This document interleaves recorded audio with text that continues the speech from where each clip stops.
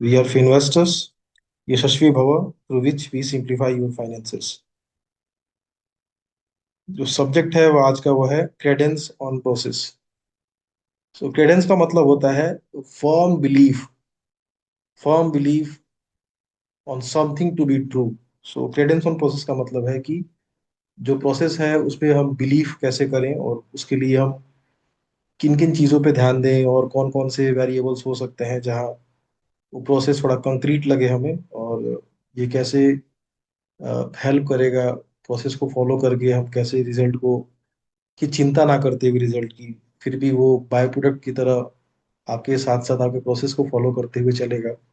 उसको थोड़ा हम आगे की अपने आने वाले टाइम पे देखते हैं। तो इससे पहले कि मैं आगे बढ़ूं, मैं आपको बता दूं कि मैं सेबी रजिस्टर्ड नहीं हूं, और इस एनालिसिस के दौरान अगर किसी भी पार्टिसिपेंट के द्वारा या मेरे द्वारा किसी भी एसेट क्लास का नाम लिया जाता है तो केवल वो एजुकेशनल पर्पस के लिए होगा। वो किसी भी तरह से कोई बाइंग और सेल रिकमेंडेशन नहीं होगा। आप कुछ भी खरीदने और बेचने से पहले अपने फाइनेंशियल एडवाइजर से जरूर संपर्क करें, अपनी तरफ से भी अपना थोरो रिसर्च करें। तो ये मेजर इंडाइसेस की बात हम कर रहे हैं। ये मेजर इंडाइसेस है। इसमें आपको क्या दिखता है? आप स्टार्ट करें, ये पूरे ग्लोब के मेजर इंडाइसेस हैं। और सबसे टॉप पे आप देख रहे हैं, मैंने इसको शॉर्ट किया हुआ है, ये ईयर ऑन ईयर रिटर्न्स हैं, ईयर टिल डेट रिटर्न्स हैं। मैं राइट से लेफ्ट की तरफ जा रहा हूँ। Year on year returns, year till date returns, monthly returns, weekly return, ये वन डे का रिटर्न, और ये एक दिन में इंडाइसिस ने कितना पॉइंट का अप या डाउन किया है वो है। और जो क्लोजिंग प्राइस है 29 अगस्त का वो है, और इंडाइसिस के नाम है। तो ऊपर जो सबसे जो टॉप है पिछले एक साल में, ये सारे मेजर इंडाइसिस की बात हो रही है पूरे वर्ल्ड वाइड। तो हांगकांग का जो इंडाइसिस है उसने ऑलमोस्ट 39% का रिटर्न दिया है एक साल में। इंडाइसिस का रिटर्न है, आप देख लीजिएगा। ये शंघाई है।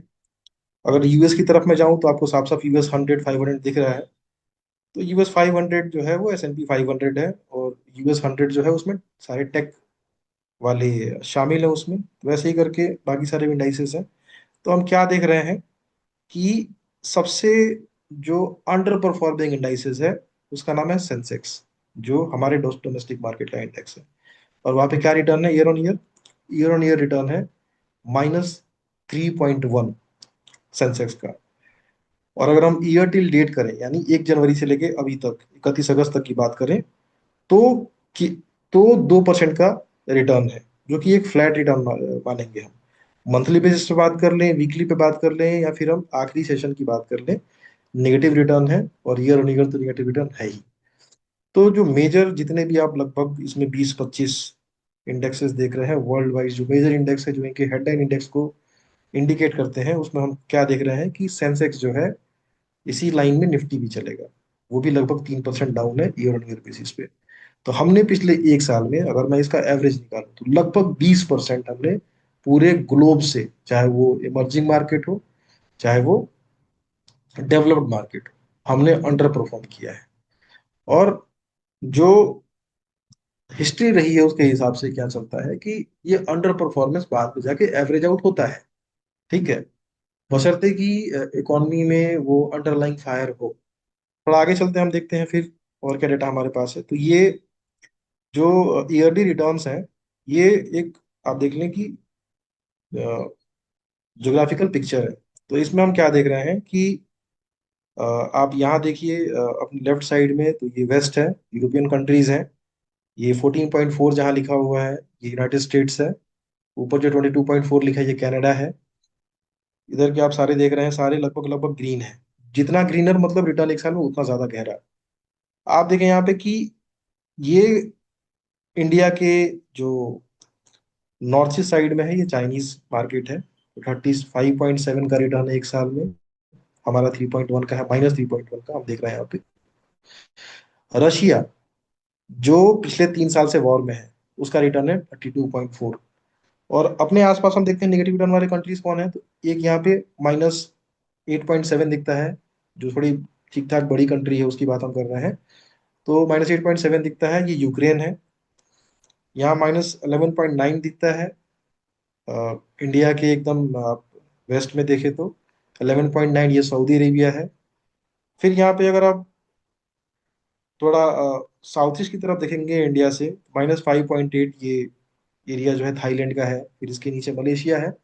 तो आप क्या देख रहे हैं कि पूरे एक साल में जो ग्लोबल मार्केट है वहां पे सभी तरह के इन्वेस्टर के रिटर्न बने हैं।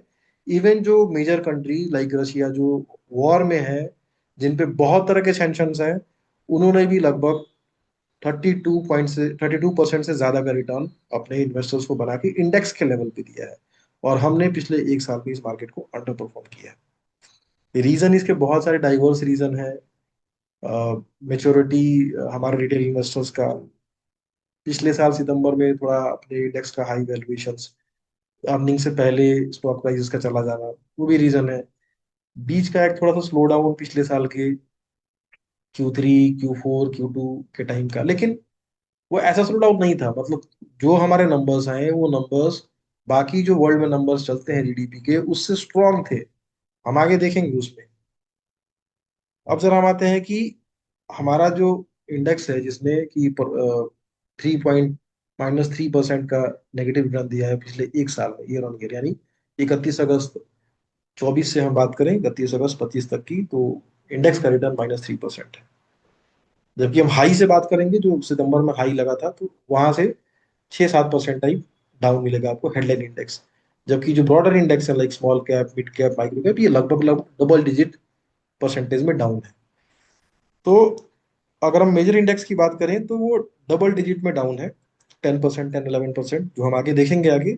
लेकिन अगर हम पोर्टफोलियोज की बात करें, पोर्टफोलियो केवल एक सिंगल इंडेक्स से अब नहीं बनाते, सब लोग अलग अलग मार्केट कैप की कंपनी रखते हैं अपने पोर्टफोलियो में। तो बेटर जो एक मैट्रिक्स हो सकता है वो है कि जो टॉप 500 कंपनीज है ना, यानी आप मान लें कि निफ्टी 500 का जो इंडेक्स है उसको मान लें, उसके रिटर्न को ट्रैक करें तो थोड़ा सभी इंडेक्सेस उसमें मैच हो जाएंगे। तो डेटा क्या है 29 अगस्त तक, कि जो टॉप 500 कंपनीज हैं उनका जो एवरेज ड्रॉडाउन है ऑल टाइम हाई से, क्या है, -28.24। ये पेन है ब्रॉडर मार्केट में। हेडलाइन इंडेक्स तो भले दिख रहा है 3% का ईयर ऑन ईयर, ठीक है, या ऑल टाइम हाई से हेडलाइन इंडेक्स 6-7% डाउन है। बट पोर्टफोलियोज अगर आप टॉप 500 कंपनीज में इन्वेस्ट करा है आपने रैंडमली, तो इसके आसपास ही लगभग 28% टाइप पोर्टफोलियो डाउन मिलेगा। और थोड़ा सा और रिफाइन हम बढ़े तो क्या देखते हैं कि ऑल टाइम हाई से 3% जो डाउन हो, वैसी कंपनी कितनी है, 95%। जो कम से कम 5% डाउन हो, ठीक है, 5% से 10% तक डाउन हो, वैसी कंपनी कितनी है, 90% कंपनी 5% से 10% डाउन है अपने ऑल टाइम हाई से। फिर वही आगे जाए तो आप 10 से 20% डाउन कंपनीज होंगी, कितनी होंगी, 83% companies 10 to 20% down all time high से। और 20 से 30% डाउन 61% कंपनीज है। मतलब साफ है कि अगर आप एक एवरेज लेके चलें कि मैं एक एवरेज इन्वेस्टर हूँ और मैं सब कुछ ठीक से करता हूँ, ठीक है, अच्छे से अपना काम कर लेता हूँ और मार्केट का जो नब्ज है उसको पकड़ के चलता हूँ, तो आपके पोर्टफोलियो कहाँ पे मिलने चाहिए आपको, 20 से 30% के बीच में मिलने चाहिए। ठीक है, और जो एवरेज नीचे निकाला हुआ है 28.24 है, जो ऑल टाइम हाई से इतना ड्रॉ डाउन ब्रॉडर मार्केट में है। ठीक है, तो मेजर पे मार्केट में है। आप अगर अपने पीयर ग्रुप हैं जो शायद हमारे कम्युनिटी से नहीं है, उनसे बात करेंगे तो आपको ये पेन उनके पोर्टफोलियो में नजर आना चाहिए, क्योंकि हम मार्केट से अलग नहीं है और ये पेन हमारे पोर्टफोलियो में भी होना लाजमी है। ज्यादा कम वो एक अलग विषय हो सकता है। तो ये तो हमने अभी तक देखा कि जो दिक्कत चल रही है इंडियन मार्केट में, कारण क्या क्या है, जो रीसेंट अभी जो सबसे रीसेंट जो कारण है, और एक ही कारण है जो अब ज्यादा परेशान करके रखा हुआ है ना। अब इकोनॉमी के ग्रोथ की हमें Q1 के रिजल्ट भी आ चुके हैं, जीडीपी के 7.8%, बहुत ही शानदार रिजल्ट थे। 6.8 सबने एस्टिमेट किया था, 6.7 6.8 ऐसे एस्टिमेट किया था। उनके एक्सपेक्टेशन से बहुत ही आगे, 1% ऊपर। ठीक है, ये बहुत ही बड़ा नंबर है। तो स्लोइंग डाउन की बात तो नहीं है, ये बात क्लियर है। रिफॉर्म्स लिए गए इकोनॉमी को बूस्ट करने के लिए जीएसटी के, वो भी पॉजिटिव साइन है। एसएनपी ने हमें अपग्रेड किया, बाकी ब्रोकरेज ने भी हमें अपग्रेड किया या रीअफर्म किया हमारी रेटिंग को, सारे पॉजिटिव साइन है। एक ही केवल नेगेटिव चीज मार्केट में चल रही है, वो क्या है, वो है यूएस का लगा टैरिफ हमारे ऊपर 50% का, जो कि अभी इफेक्टिव हो चुका है 27 अगस्त से। उससे हमारी कुछ इंडस्ट्री जो कि एक्सपोज्ड है यूएस एक्सपोर्ट की तरफ, industries like shrimp, industries like textile, industry like James and jewelleries, ठीक है। तो इन पे इफेक्ट चांसेस है पड़ने के, चांसेस नहीं बिल्कुल पड़ेंगे इस पे अगर ये रोल बैक नहीं होता है तो। और जो पोर्शन एक्सपोज है टोटल अपने जीडीपी का, वो एक्चुअली 2.4% है, बट उसमें हमें कुछ एग्जाम्पन्स मिल रखे हैं फार्मा में, ईएमएस कंपनीज में, ठीक है। तो फिर हमारा जो एक्सपोज्ड जो हमारा बनता है परसेंटेज, वो बनता है ऑलमोस्ट 1.1 से 1.5% के आसपास का। तो लगभग हमने $85 बिलियन का एक्सपोर्ट किया है पिछले साल। इस साल का डेटा अभी अवेलेबल नहीं है।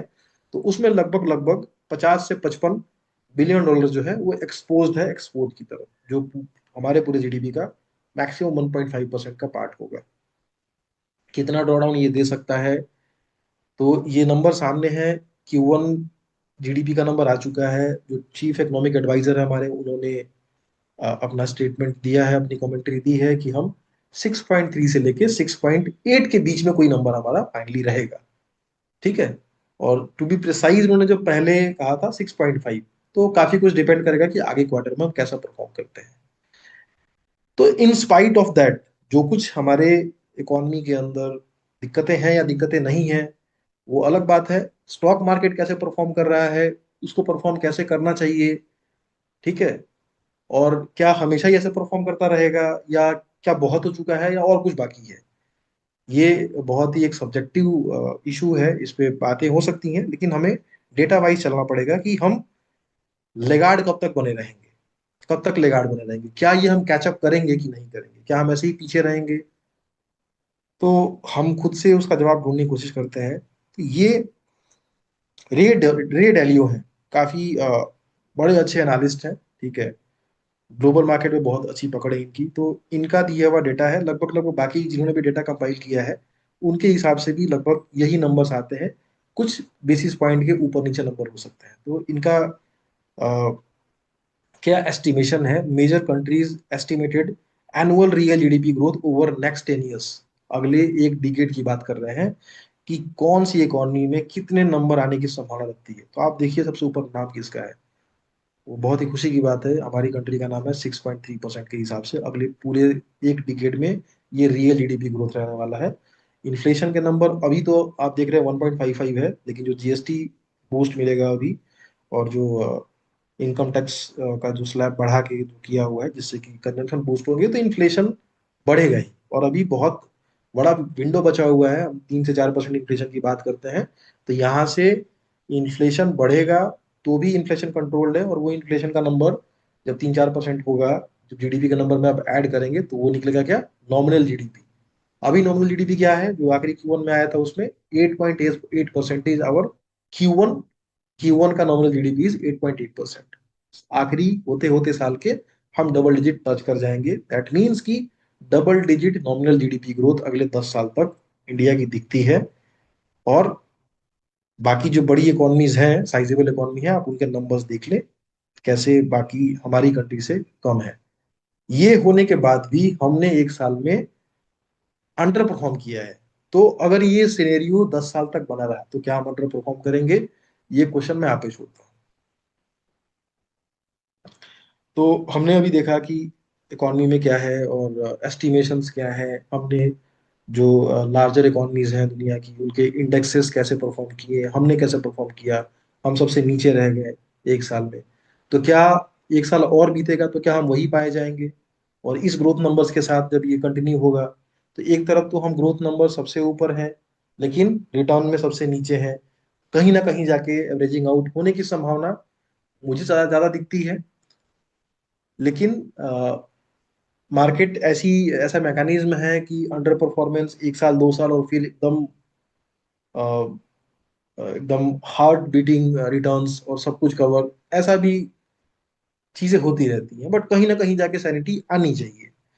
अब आज मैंने एसओआईसी का न्यूज़ लेटर मेरे ईमेल में था, मैंने पढ़ा, मुझे बहुत अच्छा लगा, तो मैंने सोचा कि मैं आपको शेयर करूं। हमने काफी इस बारे में काफी बात भी कर रखी है, बट फिर भी तो इसकी कर्टसी है ईश मोहित सिंह अरोड़ा, उनका फर्म है स्कूल ऑफ इंटरेस्टिंग कंपाउंडिंग। ये मेरे ओरिजिनल थॉट्स नहीं है, ठीक है, उनका ही ऑलमोस्ट लगभग लगभग कॉपी किया हुआ है, ठीक है, तो ये पूरे उनके थॉट्स हैं, ठीक है, I am not taking credit for anything presented here. So था कि हेडिंग था उनका द एक्सपोर्टर्स टैरिफ ट्रैप। और इसमें बात क्या कह रहे हैं कि पहले 5%, फिर 10%, ठीक है, फिर just as you think the worst is over, जब आपको लगा कि सब कुछ खत्म हो सकता है, अनदर हाइक कम्स, फिर एक और आ गया 25%, अब 50% आ गया। Each increase chips away at margin, जितना बढ़ेगा वो मार्जिन को खराब करेगा, कॉम्पिटिटिवनेस को और कम कर देगा, मतलब कम कर मतलब स्क्वीज कर देगा, मतलब कॉम्पिटिटिव एज ही खत्म कर देगा, and threatens the long term story. The stock once a market favourite start sliding. आप ध्यान रखिए, अभी से 1 महीने पहले, 2 महीने पहले, जब ऐसा लग रहा था और जब बयान भी आ रहे थे जो ट्रम्प के जो कोर ग्रुप है वहां से कि इंडिया कुछ ऐसी कंट्री में हो सकता है जो सबसे पहले ट्रेड डील के साथ हम अनाउंस कर दें, हम क्या ढूंढ रहे थे? हम ये ढूंढ रहे थे कि वैसी कंपनी ढूंढते हैं एक्सपोर्ट की जो यूएस में एक्सपोर्ट करती है, क्योंकि अगर बाकी उसके हमारे जो कंट्री हैं उनसे अगर हमारे नंबर कम रहे हैं टैरिफ के, तो हमें एक कॉम्पिटिटिव एडवांटेज मिलेगा और हम सामान सस्ता बेच पाएंगे, तो वहाँ कंज्यूमर हमसे खरीदेंगे। तो जो एक्सपोज्ड है यूएस में एक्सपोर्ट पे ज्यादा, उसकी तरफ मार्केट पार्टिसिपेंट्स का ध्यान जा रहा था, और नेचुरली हमारा भी जा रहा था कि थोड़ा हम भी इसको रिसर्च करके रखते हैं, ठीक है। और टीवी पे पूरी दिन कमेंट्री यही चल रही थी कि ये यूएस में एक्सपोज्ड है, तो इनको बहुत सारा काम मिलने की संभावना है, तो ये सारी चीजें चल रही थी। लेकिन हुआ क्या? जो ना सोचा था एकदम बिल्कुल उसका विपरीत हुआ। तो क्वेश्चन ये था कि you wonder, did I miss something, did I make a mistake? अब ये क्वेश्चन खुद से पूछना है। The reality is harsh but simple. No matter how well prepared you are, certain events lie completely outside your control. Trade wars, tariffs, regulatory changes, pandemics, this macro shock can reset the investment landscape overnight. The real question is, could I have predicted it? But how do I respond when it comes? तो साफ साफ मतलब यही है कि आप कुछ भी प्लान कर लें, बस टैरिफ लग जाना, कुछ रेगुलरिटीज गवर्नमेंट की तरफ से चेंज लेके आ जाना, ठीक है, और पेंडेमिक आ जाना, ये आपके हाथ की बात नहीं है। ना ही आप इसके लिए कुछ बहुत ज्यादा प्रिपेयर कर सकते हैं। तो क्या कर सकते हैं?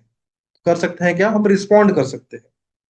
तो गीता का उसमें वर्णन है, the this is where the timeless wisdom of Bhagavad Gita becomes our compass. ठीक है, तो भगवत गीता से एक श्लोक लिया गया है, बहुत ही फेमस श्लोक है, आप साफ साफ पढ़ सकते हैं वहां पे। और मतलब क्या है उसका? बहुत ही फेमस श्लोक है, आप सब जगह सुनते होंगे। मतलब ये है कि you have a right to perform your duty but not the fruits of action, और do not be motivated by the result nor become attach to in action. मतलब वही है, आप अपना कर्म करें पूरे मन से, उसकी चिंता ना करें, उसके रिजल्ट से अपने आप को डिटैच रखें, ठीक है, ये कहने की बात है। दैट मीन्स मतलब अभी का जो माहौल है, मतलब अगर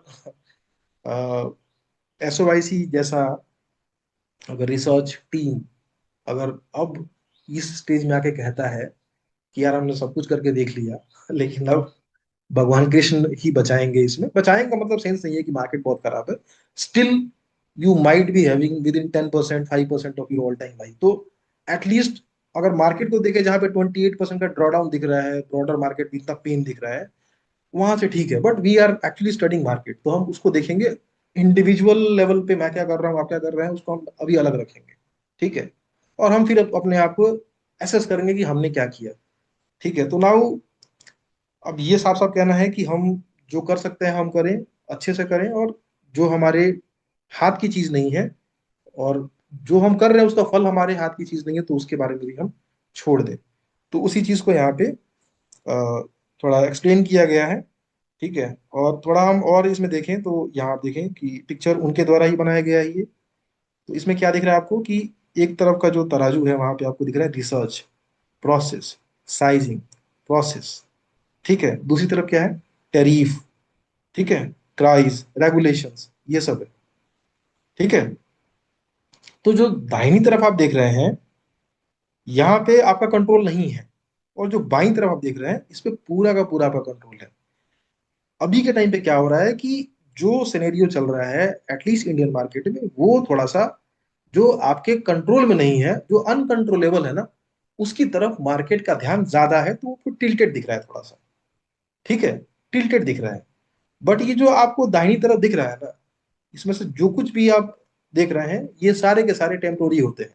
और ये जो रिसर्च प्रोसेस साइजिंग एंड ये सब बात होती है ना, ये होती है, आपके साथ रहती है, आपके आदत में चलती है, आपको इसकी एडिक्शन होती है, और फिर आपका नेचर बन जाता है। तो ये हमेशा एक एक परमानेंसी की तरफ आप बढ़ने लगते हैं। पहले वो स्टार्ट कैसे होता है, कुछ करते हैं आप, टेम्पोररी बेसिस पे चलते हैं, फिर धीरे धीरे जब आप उसको अपने आदत में शुमार कर लेते हैं, तो फिर वो आपका एक जीने का जरिया बन जाता है। ठीक है, तो फिर वो परमानेंट ही हो जाता है, लेकिन सब्जेक्टेड बशर्ते कि आप उस पर हमेशा कायम रहें।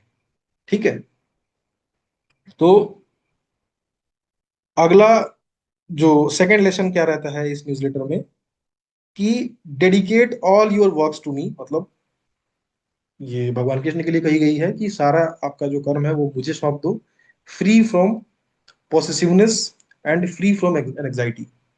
मतलब कि जो भी कर्म कर रहे हो मुझे समर्पित कर दो, और उसके लगाव से दूर रहो, और चिंता से दूर रहो। ठीक है, नीचे आप देखें यहाँ पे कि लिखा हुआ है, when you get attached to a stock, जब आप किसी भी स्टॉक से, शेयर से जब अपने आप को अटैच कर देते हैं, यू होल्ड ऑन ब्लाइंडली, आप उसको ब्लाइंडली होल्ड करते हैं, refuse to update your thesis even when fact changes, the attachment breeds anxiety.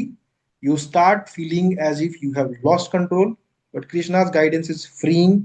Your role is to the work with full sincerity and then let go. The outcome was never yours to control in the first place. Simple सी बात है कि जैसे हम बार बार बात करते हैं कि स्टॉक से अटैच अपने आप को नहीं करना, अगर हम करेंगे तो बायसेस हमारे अंदर आएगी। तो जब उस स्टॉक के अंदर का जो अंडरलाइंग थेसिस के चलते हमने जो स्टॉक लिया था वो थेसिस चेंज भी होगा, तो भी चूंकि हम उस पर ब्लाइंडली जब ट्रस्ट करना शुरू कर देंगे, हम थेसिस को देखेंगे नहीं। तो वो चीज कह रहे हैं कि इस चीज से अलग हो, तो ये प्रोसेस का पार्ट है। थर्ड लेसन उसमें क्या लिखा था कि those who faithfully follow his teaching this teachings without envy and engage in the process becomes free from bondage. अब इस जो लर्निंग्स को, टीचिंग को, सीख को जो बिना किसी लाग लपेट के फॉलो करते हैं, और प्रोसेस से इंगेज रखते हैं अपने आप को, जो प्रोसेस है मैं उसको फॉलो करूंगा, वो बंधन से वो मुक्त होते हैं। बातें बहुत बड़ी हैं इसमें, बट इस मोहित सिंह ने इसको स्टॉक के हिसाब से थोड़ा सा मतलब समझाने की कोशिश की है इसमें। तो वही बात आगे में क्या लिखा हुआ है कि it's easy to feel envy when other sectors are rallying while your stock is sinking. जब आप अच्छे से स्टडी, बहुत अच्छे से स्टडी करके आपने कोई कोई सेक्टर चुना, कोई भी एग्जांपल के तौर पे मान लेता हूँ, एरोस्पेस सेक्टर चुना आपने, उस टाइम पे वो डेडलाइन पे चल रहा है बिना किसी रीजन के, मैं ये जस्ट एक हाइपोथेटिकल बात कर रहा हूँ, अभी क्या हो रहा है उससे बिल्कुल इसका कोई कनेक्शन नहीं है। और आपके सामने बैंक के स्टॉक भागते हैं, आपका सेक्टर में एक्सपोज इधर हो गया, आपका जहाँ एक्सपोजर नहीं है वो लगते हैं भागने। ठीक है, तो फिर आपको एनवी फील होता है। It's tempting to abandon your discipline and chase quick gains elsewhere, मतलब मन करता है कि मैं छोड़ दूं इसको, और जो भाग रहा है, रॉकेट बन रहा है, उसको पकड़ लूं। ठीक है, but the investor who stays rooted in process, screening wisely, listening deeply, modelling realistically and sizing with care, gradually becomes free from bondage of regret and impulsiveness। ये सभी चीजें हमने अपने प्रोसेस में ही बात की है कि हमें करना क्या है, क्या नहीं करना है। ठीक है, faith in process is not blind hope, it's the conviction that even one thesis falters due to tariffs or policy, the disciplined investor survives and compounds over time। ठीक है, तो मतलब आप समझ गए होंगे इसका फाइनल जो है, कि आपके हाथ में क्या है, what remains in our hand, हमारे हाथ में है क्या। Even in the storm, a disciplined investor has tools. You can remodel the number with new tariff assumptions. You can listen to management strategy for navigating the shock. You can evaluate the balance sheet strength and see the mode still holds or not। ठीक है, मतलब जो कुछ भी आपके हाथ में, not not only connected to tariffs, जो कुछ भी अंडरलाइन चीजें या आपके सामने होती चीजें दिख रही हैं आपको, उसको देखते हुए मैनेजमेंट कैसे उस चीज को अपने कंपनी के ऑपरेशंस में, एग्जीक्यूशन में कैसे उसको सिनर्जाइज कर रहा है, और आगे कैसे प्लान कर रहा है, क्या वो इतना इतना एबल है कि छोटे मोटे हिकअप से वो पार पा ले, या और भी कुछ चीजें उसने अलग अलग ऑप्शंस एक्सप्लोर करने शुरू किए हैं। तो ऐसा मैनेजमेंट है तो आप अपना भी, अपने आप को भी, अपने स्टॉक्स को भी उस हिसाब से नेविगेट कीजिए। Most importantly you can decide how much risk your portfolio should carry. ठीक है। This is why portfolio location is your real shield. If your sizing was disciplined, the shock hurts but doesn't destroy. If you were reckless, it become fatal. मतलब कि वही बात है कि sizing जो है वो बहुत ही रियल शील्ड है। अगर आपका साइजिंग, पोर्टफोलियो की साइजिंग और एलोकेशन जो है वो इस तरह से साइजिंग कर रखी है, आपने एलोकेशन कर रखा है कि जो मेरे टॉप होल्डिंग्स हैं इसमें मुझे एक रत्ती का कोई समस्या की बात नहीं है, और ये रॉक सॉलिड है। हर्ट तो होंगे, शॉक से हर्ट होंगे, बट डिस्ट्रॉय नहीं होंगे।